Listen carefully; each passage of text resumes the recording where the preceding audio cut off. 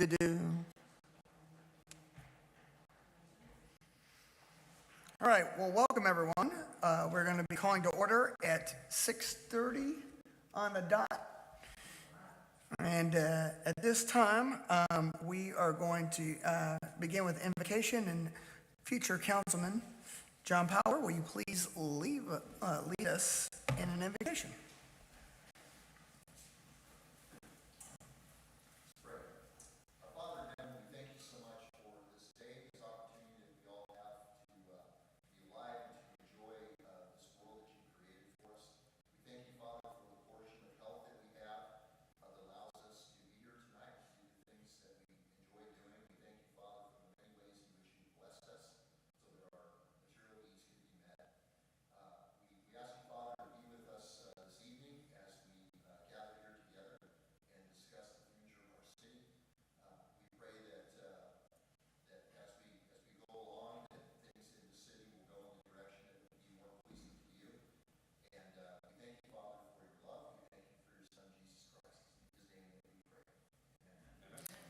James, will you lead us in pledges?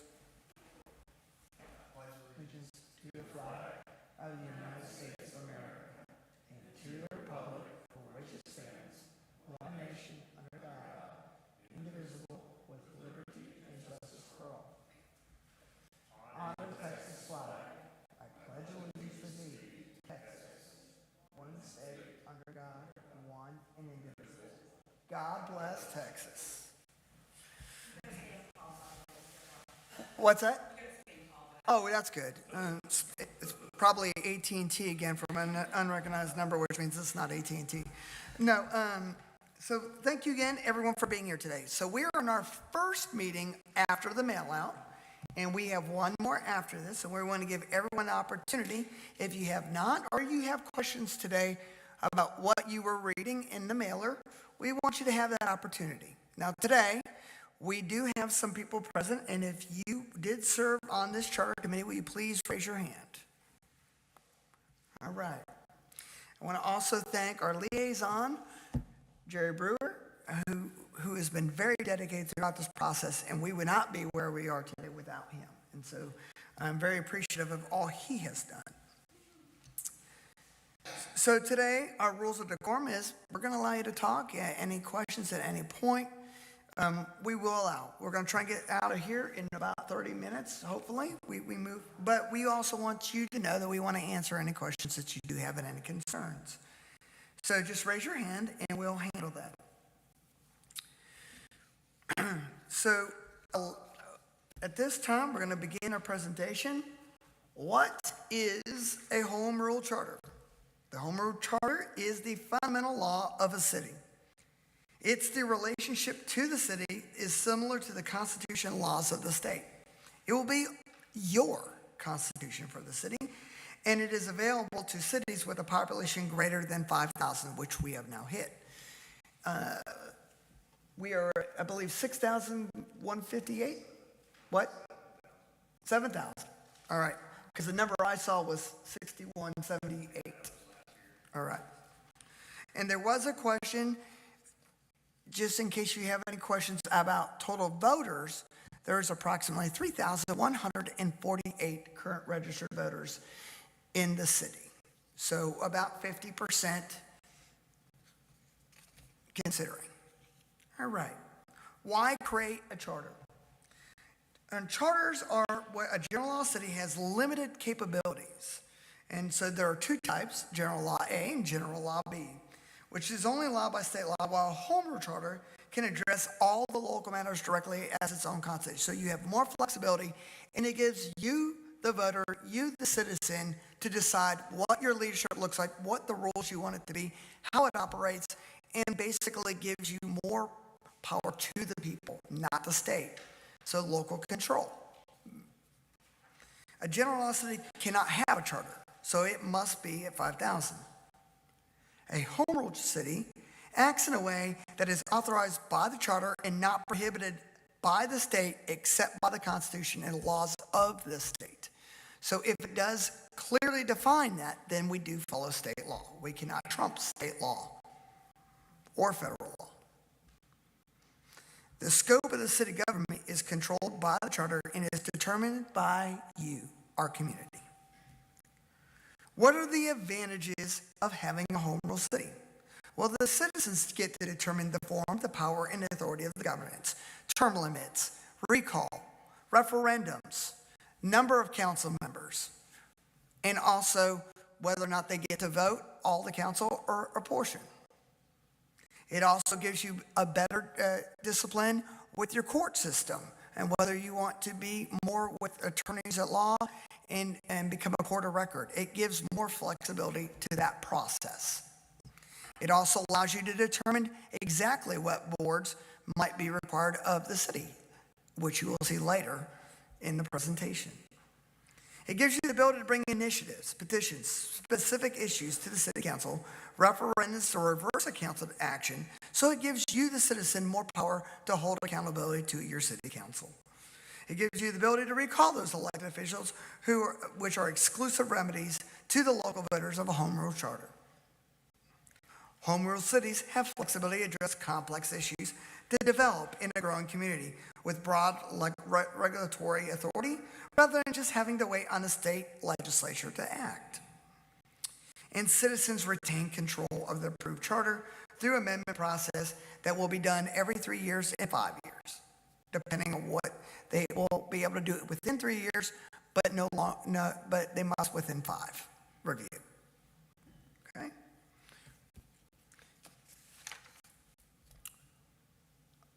What was the process in creating the charter?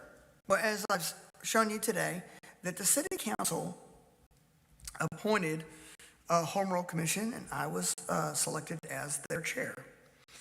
So at this time, I just want to point out, because I always think it's important to let them know that Troy Wright, Bev Stevens, Karen McDonald, Jody Wright, Dennis London, Tony Crawford, Roberta Dolan, Jen Helder, and Melody Osorio, which aren't present here today, also served on this committee.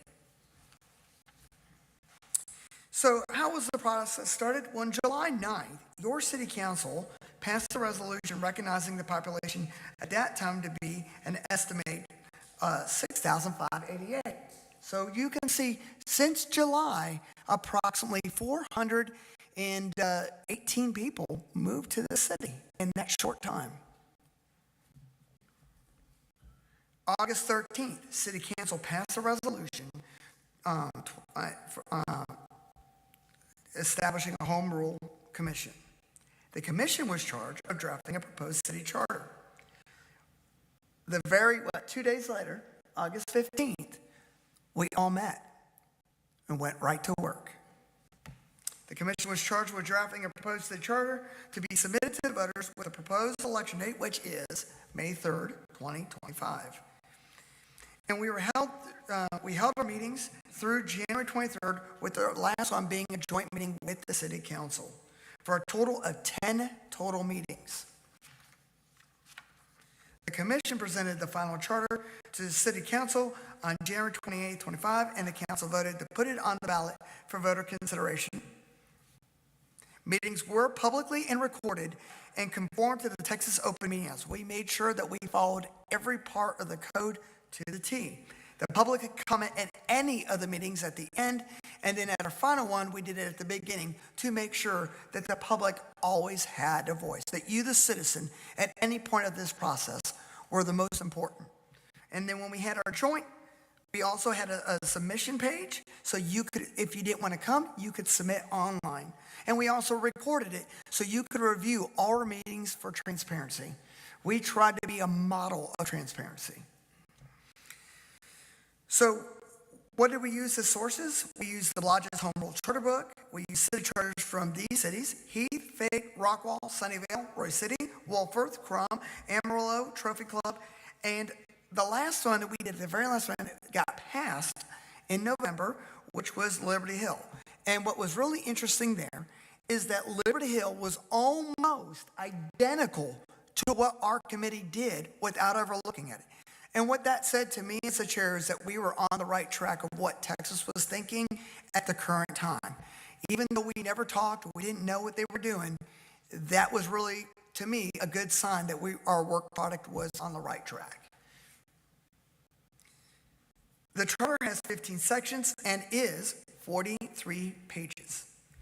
The main consensus of it draws from is Heath, Royce City, Sunnyvale, Wolford, and most identically, Liberty Hill. What are the highlights of this charter? The big part, first part, would be the form of government. We chose, as a group, a council manager form of government. The city manager will be administering the city's day-to-day affairs. Mayor and council will have no regular administrative duties and do not direct staff below the city manager. It allows the city staff to do their job.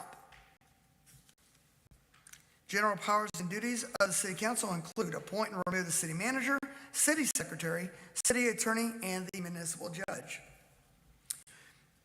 Also, it gives them the ability to establish and dissolve administrative departments, adopt a budget, individually initiate and place items on the agenda for consideration, fix and regulate rates and charges of all utilities and public services defined in the charter.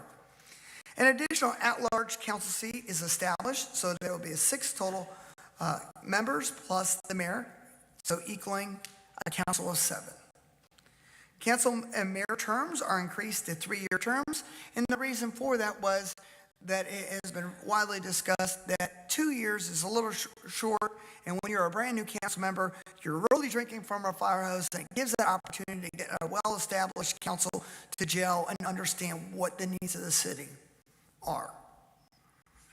The mayor and council members serve without compensation. The charter calls for the creation of a code of ethics, which within 100 days of the charter approval, with specific areas to be addressed. We wanted this city to be a model of ethics and standards, and we think this addresses that issue. Council required to consult with the city attorney prior to deciding on litigation or legal matters. And the mayor can vote on all matters now. And that better accomplishes, when you talk about Open Meetings Act, it clears up that discretion and makes it clear and concise that they're all accountable to Open Meetings Act. So when we talk about the city manager, residency will not be required upon appointment, but given a reasonable amount of time determined by council shall reside within the city limits. That way, and it was widely discussed because they wanted a city manager who would be impacted by the decisions that they were making and recommending. Powers and duties are specified in this charter, and administrative departments established by the charter and ordinance shall be under control and direction of the city manager. The city manager must submit an annual budget no later than 60 days prior to the end of the current fiscal year. Commissions and boards. Planning and zoning, board of adjustments, and park board are specified. Now, park board is not required to be created, but other boards can also be created. But this group wanted it to be codified because they really wanted to make sure that it was a direction of what this group really felt in the future. With parks being given to the city and direction, it was time, since if we're going to have that land and that open space, that there was a better planning plan in place. Planning and zoning will have 7 members plus 2 alternates with 2-year staggered terms. A 2/3 vote by city council to overrule P&Z is now required. Comprehensive plan must be reviewed every 5 years. The Board of Adjustments has 5 regular members plus 3 alternates with 2-year staggered terms. And also a new system that is in place to mirror the council so that a better representation of a city council is boards and commission term limits are now 3 consecutive terms. So now it mirrors exactly what the council would be. So that way you're not getting someone who's outlasting, and let's say you have Councilman A who used to be there for a long time, they go off the board, or let's say they termed out, but their board member kept being the voice for them. Now this mirrors your representation a little bit more closely. Initiative, referendum, and recall. The procedures are detailed for initiatives, referendums, and recalls. 30% of the voters of the last regular city election, or 300 voters, whichever is larger, can petition to propose an ordinance to have voters approve or reject an ordinance, or to have voters to approve or or disapprove a recall of an elected official. Petitions to recall cannot be filed within 60 days when a person takes office, so they can at least have an opportunity, so it's not gerrymandering or trying to create conflict. And then also, or within 3 months after an election for the recall, or within 6 months of the end of their term. And that's really because if they're terming out, you don't want to create a little bit of, they might be terming out and then trying to slide someone in the last second.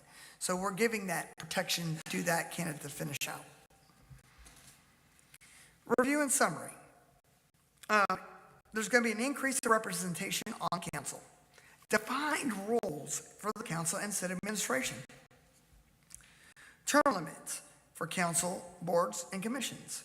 Citizens will have the power to initiate a petition for the passage of an ordinance to change or remove an ordinance by referendum or recall of an elected official. A 2/3 vote is required by council to overturn a planning and zoning decision, and city council is required to get legal advice from the city attorney prior to voting on the legal matter. We think this will help streamline and make everyone look better, more professional, and what we really try to do is professionalize the process. Flexibility to address local issues in the community and the state legislature that has not specifically allowed general law city to act on, and an ability for you, the citizen, to amend the charter to address the changing needs in our community. Again, I think I can speak for all of us that we wanted you, the citizen, to have the most power. This is your Constitution, and we wanted to work for you. Is it perfect? No. But again, we thought this was the best compromise, and everyone worked very well. The other thing I would like to say is that everyone came prepared and did their job. Everyone took it seriously, and out of the group, I felt like everyone took the time out of their busy lives with kids and children, and they really sacrificed. And compared to other cities, like Liberty Hill, I want to point out that Liberty Hill took 1.5 years to develop their charter. With our work and our strident group dedicated, we did it in 2 months with a complete product to present to you. It might have cost someone a mistake. Also, the proposed charter is also our city's constitution, derived from the work of fellow citizens who recognize the importance of having governmental structure that is accountable, transparent, and accessible to the community. A home rule charter is about having local input and flexibility to deal with the challenges. This is an important moment for our community, and we hope that you will have that opportunity to have your say on our future at the upcoming city election, May 3rd. Early voting starts April 22nd. So, not very far away.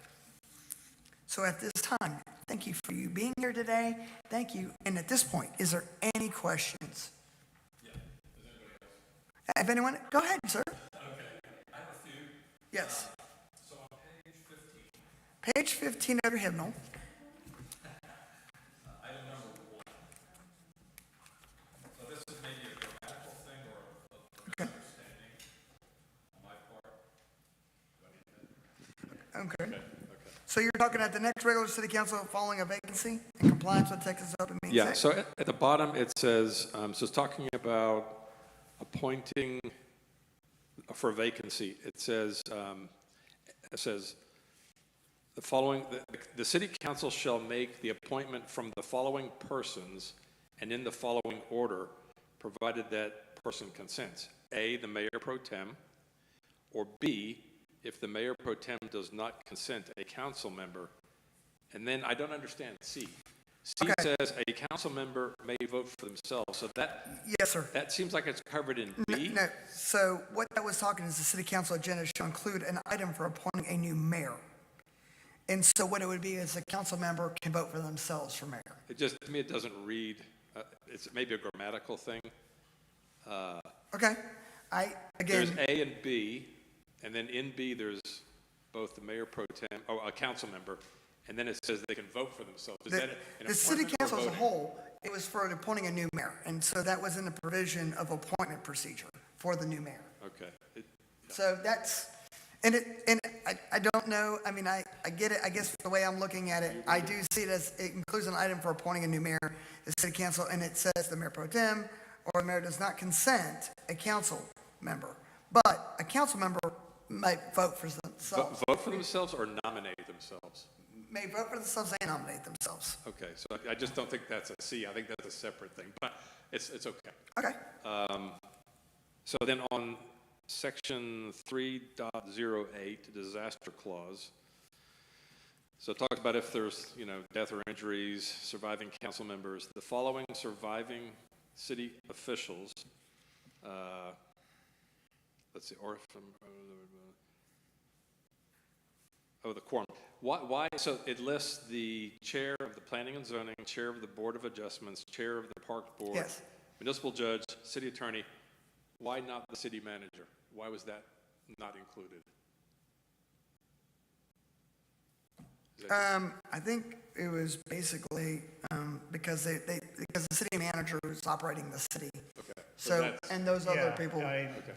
That's, in effect, they're the council portion Yes. of it. Okay. And the city manager's still going to do So they need to stay as a city manager? Right, Gotcha. correct. I was just curious. Because they can operate the same time. That's like, Yeah. yes. Okay. All right? I have another one. Not a problem. On page 27. So I was looking at these different boards and commissions, Yes. and the only one that has a minor definition of responsibilities is the park board. So if you look like third line from the bottom, it says the park board shall be charged with responsibility for oversight of all parks, trails, blah, blah, blah, blah, blah. I didn't know what a board of adjustment was, so when I read that section, there was nothing in there that told me what it was. So I can explain that one. All right. The reason why, okay, so the reason why it's a little different, and I don't mind. When it came to the park board, I think the issue you're going to see there is we were more specific because there was no real definition. And we wanted to be clear and concise. Okay. Now, the Board of Adjustments is state law required. And what you will see there is under Chapter 211, Texas Local Government Code does outline specifically. So the reason why it's there, not to try and get out of it, basically that is a provisional state statute that requires it. It is not, it's mandatory. No, I get it, but there's no description of what they do. Yeah, and I guess I'm saying is because the Texas Government Code, I think that's already defines Okay, it. so you didn't want to repeat. That's why I bring that up that way. Yes. Yeah, that was the Correct. same thing, yeah. There was no, yeah, okay. Yes, there is no state code for Parks Board. So Okay. that's what I'm going to give you the reason why. Okay, All that's right? fine. Yep. And again, Their responsibilities are pretty much dictated by state law. and so the two boards that are pretty much in every city, planning, zoning, board of adjustment. Park board is a non-mandatory, but this board, this commission, wanted to include it to set a standard because we looked at heat and it was brought up, do we want to do that or not? And the answer is we want a better, clearer vision. So that is why that was included. I have a question just on, surprise, surprise, the Code of Ethics, Yes, page 16. yes, Well, I noticed that one of the, at the minimum, about mid-paragraph, the minimum the Code of Ethics shall include, and it numbers things out. It also talks about a travel and expense policy. So since one was passed last night, is that like an automatic, if the charter passes, does it automatically vacate that particular vote? Or do you have to adopt it? okay. So I would say that I think that what they can do is they can honor the codes and they'll still have to codify everything. But I think the issue is as long as they accept it as is and accept it within their policy, I think they're good to go. I don't think there's anything that would preclude it because it's already there. Yeah, So, but I do think they're going to have to revisit that again and Yeah, I just wonder, re-edify that. does the council, the new council that come in, do they have to do something to vacate it so that then the ethics committee can work A on it? lot of, like the ordinances that we have in the city, unless it's specifically countered in this charter, will transition through. yes. And so what that's saying is that there will be a travel and expense policy. We have one already. Yes. Now, we can change it. But they can include it in the policy. Got it. All right, but the issue here that we really felt And one thing I want you to know is the transparency, and I felt that when we had a lot of people about government being open and transparent, I think that was one of the biggest pushes, was no secrecy, all right? And also, we want the highest accountability of our elected officials. And some of you will say, well, I don't know. We elect you to do the right thing. And you should have to have a policy telling us that we are doing the right or wrong thing. Sometimes you really have to spell it out, and if it's not written somewhere, they don't want to follow that. And so we wanted to be held to a higher standard. And I think that everyone on the committee, I think that was one of the things no one even argued. I think that was like a no flinch. So you're going to see, I think we're trying to be better than what we don't want to just be the minimum. We want to be a city of maximum. Oh, no, I trust me, you're preaching to the choir here. But does that also mean that the current censure policy, which was a surprise to many apparently, that in the city policy, will that also, then you'll also need to change that as well, It should carry right? out, but again, it also could be reviewed through that policy could be reviewed. Yeah, so a lot of the minimum points that is in the charter that has to be in the ethics policy is covered currently by a 2016 ordinance, except there's no mandatory 5-year review. And so that would change that ordinance to require it to include that. And that was also make it more accountable, Yes. right? Yes, So absolutely. on the same thing that y'all are talking about, because you said you're trying to do it like for what the people want. So Yes, if it comes along like something got passed and we don't like it, can the citizens of McLendon-Chisholm you come up can and now go, have a "Look, referendum and a recall. I don't like that, and can't we change it?" And There's now a procedure that is clearly codified to give you that option, which you did not have in the past. There was no procedure for those. hallelujah. So that is exactly, but that's what we're trying to do. Like, there are things that we are allowing you to feel that you have a voice in local government. And that's what I'm going to tell you. We can't tell you how to vote. And I'm not going to tell you anything other than basic why we came to our conclusions, what we were doing, or what we were trying to achieve. We're not trying to tell you how to vote. Let me be clear. We will not tell you that at all.